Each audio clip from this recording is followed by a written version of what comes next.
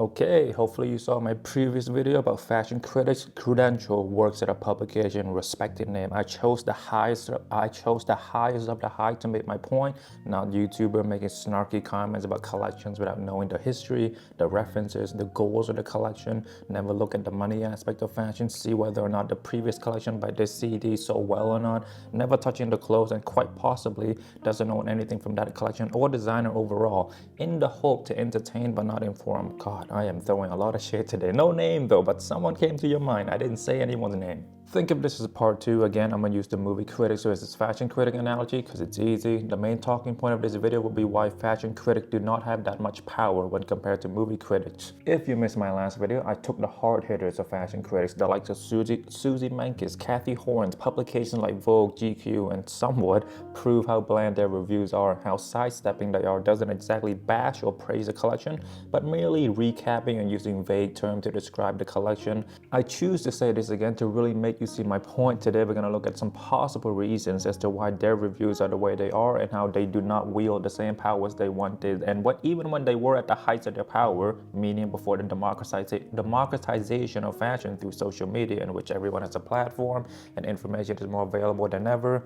I will try my best to break down everything I presented to you, so let's find out why fashion critics are passive, why they lack power, why they are so behind their counterparts whom critique movies. Here's how harsh Kathy was with Pharrell collection, and I think she liked it, or I don't know. Her writing was vague. She said one hoped that Pharrell will find the nerves with time to be more audacious, so maybe she's saying it's a good starting point, whatever. She said fashion should shock us or at least surprise us, so she didn't see anything she didn't expect. She knew what she was getting and she got it. The example I used to counter that with movie critics was Brandon Yu. The writing is stiff and the ensemble is mostly charmless while the visual are slapdash. As the new Captain America, Mackie was perhaps doomed from the start, and yet he lacks the megawatt magnetism to elevate or even just obscure the poor construction of a tentpole franchise on his own. He is a far better actor elsewhere, but here his standalone Avenger and the bad blockbuster only showed a loose scene. With its cheap action and garish visuals, it's then we enter yet another genre altogether, action figure commercial. I might be a dumbass, I might be slow and perceive Kathy's writing to be more passive and vague even when it wasn't, so correct me if I'm wrong, but to me, Brandon was more direct. If we look back at Samuel Hines' review of Pharrell LV, merely description recap, doesn't say he likes or dislikes anything. Sam is just describing the looks, which you and I can just look at the runway ourselves. At no point did we see, this looks really good. I touched it, I wore it, fits really well. The material is great. This looks was disappointing. I hated the pattern of the clothes. It's uncomfortable. I hated the color. It doesn't fit into the theme that was presented. It was too random. We got none of that. It's just description after description of what happened and which celebrity was sitting front row. I believe this is from the structure of the fashion industry. A movie review can review a film from their local movie theater. A fashion critic, they need to be invited to the show. They need to be on good terms with the designer in order to be invited back. Movie directors, actors, they are required by their bosses to go out and promote. So they seek out platform all across the internet to promote their films. With fashion, the runway is their promotion and they control who can come see the products. I can't remember the last time a designer did a puppy interview. They talked to the people that were invited by their PR team. A fashion critic cannot critique or do a good job at reviewing a show simply by watching clothes, their wearable art, whereas movie is like painting on the wall. You don't need to touch it to analyze it. I believe this is the main reason critics at these publications are always vague. Even when they don't like a collection, they will say things such as, it's a good start towards the right direction. They want to be invited back. Being at the fashion show is fun. People taking photos of you. You feel like you're at this exclusive event for the elite. You're touching shoulder with all the celebrities and you're talking to the designer. Sure, movie critics go to the premiere, but I don't believe they walk the red carpet. If we look back at Susie's review of LV, she said it was success in the introduction. It's modern, it's decency, it's clarity, it's respect for women. Then she pointed out that there was nothing new, just a continuation of his previous work from Balenciaga. And then she ended with what was missing was any pulsating sense of change. It was a good first outing.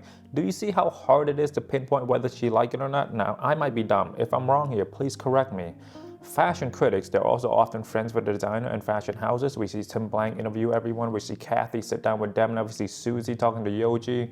I haven't seen Brandon you sit down with any celebrities. The celeb dude that interviewed with BuzzFeed with puppies or hot one where it's more fun and the chances of going viral is higher and the questions are easier. If you sit down with a critic, it's going to be boring because there will be technical talk. It's hard to be brutally honest with someone who you've built a close relationship with. Fashion critics rely heavily on access and invite to the show. The PR team at the designer house control the guest list. If you write a bad review, they can say, oh, we ran out of space, sorry you can't attend. We'll try out best next season, okay, bye. Losing access means losing the ability to review the runway or properly review the runway. If I am working for, let's say, Rick Owen and I see Heist Nobody has written a bad review, I will invite another magazine or influencer. Space is limited. Chanel isn't obligated to give the New York Times critic a front row seat. I believe they do because they want to save face a bit, but I don't know the in and out. If I'm wrong here, please correct me. But I believe they control the guest list. So if you're mean to them, they might just say, hey man, we ran out of seat. Why give a seat to a critic who you know hate your work when you could seat an influencer, a celebrity, let's say Jungkook from BTS instead? A post from him on his Instagram with millions of subs can generate millions in impressions.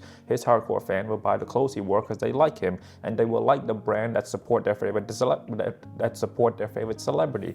You then get invite to private shows, after parties, press only preview. If you're mean to a designer, they will simply not invite you back. I know I'm beating a dead horse here, but I want you guys to get it.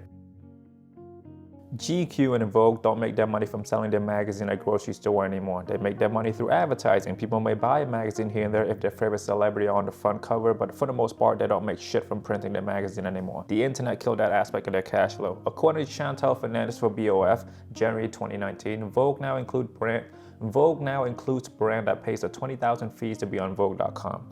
But now, for $20,000 a year and pending Vogue editor approval, a designer or brand can have their lookbook or collection image uploaded to Vogue runway website and app twice annually, according to a term sheet review by BOF. The option has been available for at least 3 seasons, according to a source with knowledge of the publication strategy, and does not include a review or other written content. So I'm assuming you have to pay more if you want like a writer from Vogue to review your collection. Amy Odell for BOF, why fashion brands still advertise in print. Before the democratization of fashion, Vogue and GQ were gatekeepers between the consumer and brand. In 1999 New York Magazine cover story about Anna Wintour, Calvin Klein explained why he was so happy to advertise in Vogue. Whenever Anna gives us an editorial, we get a direct sale increase in the store immediately, he said. In exchange, he bought ads. Wintour readily admitted that if she has to choose between 2 equally impressive dresses, she would choose an advertiser over a non-advertiser every time, reported the magazine. The most powerful woman in fashion also ran the business, so she will of course scratch the back of those who scratch hers. I understand this completely, but do you see how this intertwined practice might make the review less objective?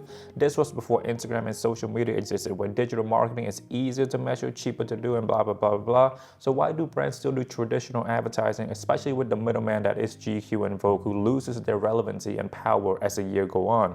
Well, in business, we were taught to diversify our investment. Sure, Apple and Google are great stocks, but they might go wrong too. So if we got enough money, we should invest elsewhere. We can't just put it into 2 stocks. If one failed, the other will prop it up. What I'm trying to say is, if a brand has enough money left in their advertising budget, might as well put some in traditional marketing. It's not their first thought, but it can't hurt the brand to have, to be in Vogue, to be in GQ. Some people who are not on the internet might still think those guys are still big players in the fashion scene. It also builds a stronger relationship between the brand and the magazine. This in turn will make the editor of said magazine tell their writers to be nicer, because magazines now are heavily dependent on paid advertising by these brands. Do you see the circle I'm trying to draw for you here? Charlie Porter for The Guardian, 2002, when advertising in mags was still more popular than social media. The truth about mags and ads. Wayne Hemingway said, magazines are under pressure to feature the clothes of advertisers, says Hemingway, over a film or fashion shoot for days and confused. They blur the line between editorial and advert, so that true function of the magazine has little to do with the reader. Porter and The Guardian selected 5 magazines to test his theory. They found that in the autumn-winter issue of Pop, the biannual fashion spin-off from The Face, 41 of the 46 advertisers will also feature in the editorial pages. In December issue of ID, one of the most influential magazines of the past 20 years, the proportion was 21 out of 22. It seems that advertising in these magazines almost guaranteed a mention. By the way, it took me forever to find that article. I had to Google in so many different ways to try to find it. Anyway, this does prove the point that if you buy a placement with Vogue, they might write an editorial about you or include you in their editorial. If anything, the age of this article helped my point. Magazines need the money from advertising from brands brand more than 2002. So if Dior said, hey, we want to put Jennifer Lawrence on your cover without clothes, we will pay you $500,000 or whatever it costs. And it might send a writer to write a positive editorial on Dior over 4 to 8 pages, you know. Hey, you scratch my back, I scratch yours. This further encourages these writers to not be as critical. If I own GQ, sure, I love Susie Menges and she has the cashier as a credit. If she writes something super negative about Dior after they just gave us $500,000, I'm gonna print that right now and hire another writer to write a more favorable review. I would hold on to this negative review, and when Dior doesn't pay next year for the same advertisement, I might release Susie's article. Well, fuck it, you know, let's use Susie anyway. She's not gonna be that direct, and since she hates to work at Dior, she'll be wishy-washy about it, and Dior won't know if Susie likes the collection or not, so her audience won't either. You then get the loading close to the magazine get their photo, the brand get their advertising. If I'm a brand, I'm not gonna send the New York Times my clothes if they said something bad about me. I'll send it to GQ because Will Welch and his screws will not write anything bad. Would not write anything bad about my brand. They're just gonna describe what they saw. Now I'm taking shots at a lot of big publications. I'm cutting so many possible bridges in the near future for me. Sure, high up movie critics get to go to premiere and blah blah blah. But if they did a harsh review and no longer get invited, they can still access the movie through their local theater. If enough critic hates a movie, it can hurt the movie financially and culturally. Of course, critic can be wrong. Not all movies need to be about life, deep and shit. Sometimes a movie just needs to entertain. I love Serendipity. It has a 58% on Rotten Tomatoes. It's just a fun rom-com, nothing deep. Another example would be Jokers by Todd Phillips. Terrible, terrible reviews before the release, and then people went and see $1 billion later. People loved the film, and those critics were just wrong. The opposite of that would be Amsterdam. Stacked cast, but the review were bad. It wasn't a Marvel film or a film with a dedicated fan base. I believe it was an original screenplay, so you add that onto the bad review, lost a lot of money. According to Wikipedia, roughly $100 million. I haven't personally seen a runway show that was panned by critics not sell well. With fashion, designers have built-in legacies, built-in fan base. A person doesn't become CD right away. They worked at other houses. There are works that have gotten them the attention of the public. The CEO of these conglomerates, the fashion houses will look at that person and then give them the keys to the kingdom. They are buying the fans of that person as well. Think Google buying YouTube. They're not just buying the company, they're buying the user as well. So let's say a critic panned a collection by Rick, right? Never happened because Rick is amazing and I'm sucking his dick right now, but he can do no wrong. Me and my friends will still buy them despite the negative review because we love his work. Let's say we also don't think it's his best work. We will still support him. We will use excuses such as he's experimenting, he's trying something new. Not all of them hit, but some of them did. I would just buy the pieces that did hit. Critic can tank on an original movie, but it's a bit harder to pan a work by the likes of Wes Anderson, Christopher Nolan, Scorsese. Even if the critics don't like their work, they have dedicated fans. You add this to the bland, vague fashion reviews where the words of critics are up for interpretation. A fashion critics do not have the power that movie critics have. The lukewarm review close to negative of Pharrell's work at LV. The collection is still selling. I still see people buying LV product from his collection. The bags are selling well, pants are selling well, jackets too. This is held by exclusivity that LV used as a marketing tactics, releasing certain products at only selected stores or cities, limiting the production to give off the illusion of scarcity. The Speedy P9 have been great for the house because they added some funness to the box or packaging, so fans of LV, even if they're not fans of Pharrell works, will appreciate this, and the Speedy is a tried and true commodity for LV. I personally wouldn't buy the Speedy P9 because of how slouchy it is. I prefer structure, but the limited access to it, the value it holds on the secondary market, the fact that it's hard to get. If I have 10K lying around doing nothing, I might get it just to have because I can sell it later and wouldn't lose much money, and then, you know, obviously the packaging is also fun. I feel like that's enough. I definitely over-explained this. Fashion critics are not in the position to bargain. Dior might have to be nice to Susie and Kathy in the 2000s. Now, if they need an influential voice to promote their product, we got YouTubers, influencers on TikTok, Instagram, celebrities. Dior will pay these people to say nice things, but if they pay Susie to go review the product, fly her out, put her in a hotel, blah, blah, blah, it's a bit more unknown. What if Susie write a bad review? What if she goes off script? If I'm LV, I'm not taking that risk. These critics know this. The democratization of fashion have lessened their voice. Their power is not there anymore. Anyone with a phone can review a fashion collection and people will watch that. You don't need journalism degree. You don't need a journalism degree to make reviews anymore. Social media give everyone a platform. Before, you need to go through GQ or Vogue if you want to share your opinion. You add that onto everything I said thus far about how these magazines are more dependent on from brands than ever. Why should we trust these writers? Oh, I forgot to mention. Yes, they also get skincare and makeup and whatnot advertising in the magazine as well, but most of the clothing brands also make these skincare like YSL, Dior, Chanel. I'm sure Apple or Amazon sometimes advertise it too, but that's just leftover money. Their target audience isn't reading, but since they got the budget, might as well advertise in Vogue, GQ, ID, whatever, Vanity Fair. Okay, so they got editors that will say yes or no to an article and blah blah blah blah blah. If I watch a YouTubers who simply review a collection, they might provide me with a more uncensored opinion. They're not tied to anything. They got a phone. They need everyone to know what they think. Now, to prove to you that fashion critics do not have that much power, we're gonna look at a collection from Alexander McQueen titled "The Man Who Knew Too Much," Autumn/Winter 2005. Hopefully, you guys don't need me to cite genuine sources. Let's just use Wikipedia.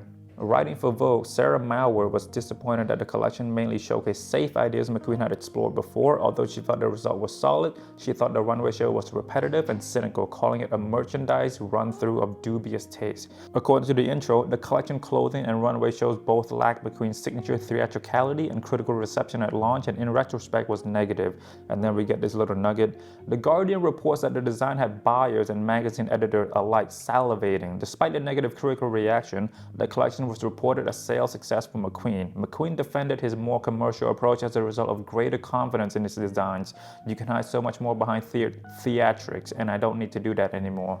What else can I say? This literally proves everything I just said. Fashion critics have little to no power now. Despite the negative reviews still so well, this is because they are hardcore McQueen fans. They will buy even if the product or runway shows are not as great as the previous ones. Built-in fan base, built-in legacy. By the way, I chose Susie and Kathy, GQ, and Vogue, so I don't need to tackle smaller publications like ID, Hypebeast, Hypebeast, whatever else is coming up right now. Those guys are more reliant on the money from these brands than bigger brands, so their review will never be critical. They do sometimes hire outside writer, but again, editors of magazine will not let a writer ruin a cash flow to the company, which again is heavily dependent on advertising money because they don't sell their physical product anymore. If you guys want me to, I can look up more fashion reviews from those publications if you want to have a good time. But it's like, I fought the sharks and lions of the world already. Now you want me to see me fight a human baby or a frog? I can, but it won't be pretty for them. I really like the script. Hopefully you like the video too. I am vaguely proud of it. Huh? Get it? I'm being tiptoey, vague. Anyway, it's fairly open. So if you disagree on something, please don't comment down below. I want this to be an echo chamber of people agreeing with me. Goodbye.